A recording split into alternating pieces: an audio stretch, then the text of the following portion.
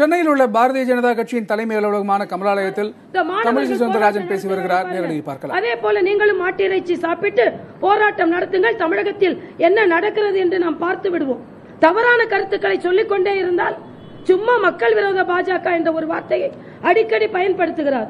என்ன மக்கள் விரோதம் என்று கேட்கிறேன். 3 ஆண்டுகள் நல்லாட்சி நடத்தி இருக்கிறோம். எல்லா மாநிலத்தில் மக்கள் ஆதரவு தந்து கொண்டிருக்கிறார்கள். தமிழகத்தில் மெட்ரோ ரயில் ஓடி இருக்கிறது. மதுரவாயில் பறக்கும் திட்டம் விரைவுபடுத்தப்பட்டிருக்கிறது. இணையம் துறைமுகம் விரைவுபடுத்தப்பட்டிருக்கிறது.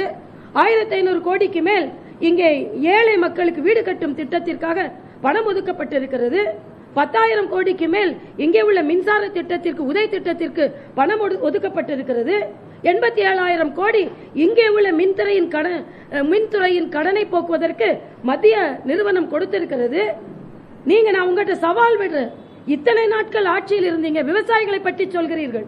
பசுக்கள் விவசாயிகளோடு இருந்தால் அவர்களின் பொருளாதாரம் மேம்படும். ஒரு வாட்டி போய் வெட்டி சாய்ப்பதில் பொருளாதாரம் மேம்படாது. இன்னைக்கு விவசாயிகளை பற்றி பேசுகிறீர்கள். நான் ஏற்கனவே சொன்னேன், விவசாயிகளுக்கு என்று எந்த நல்ல திட்டத்தையும் திராவிட முன்னேற்ற கழகம் கொடுத்ததில்லை. ஒரு அணை கட்டி இருப்பீர்களா?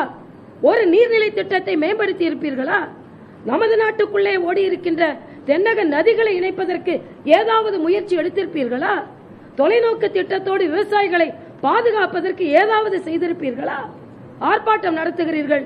பாரதிய ஜனதா கட்சியை நீங்கள் இனிமேல் குறை சொல்வதை மக்கள் நம்ப மாட்டார்கள் என்பதை நான் தெளிவாக இங்கே சொல்லிக் கொள்கிறேன்.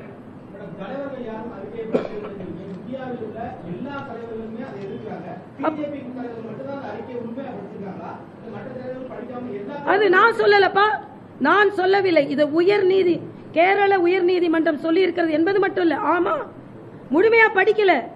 மாட்டு இறைச்சி தடை சட்டம் என்று ஒரு சொல்றாங்க. மாட்டு இறைச்சிக்கு தடை போடல, சாப்பிடுறதுக்கு தடை போடல, விற்பனைக்கு தடை போடல. பின்பே அப்படி சொல்றீங்க.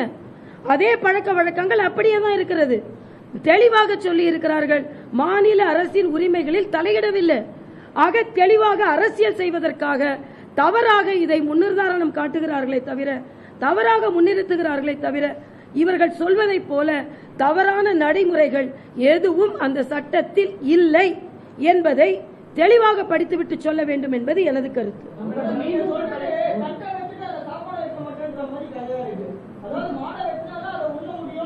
எல்லா மாடையும் வெட்ட வேணாம்பா. நீங்க வயசான மாடை வெட்ட வேணாம்னு சொல்லல.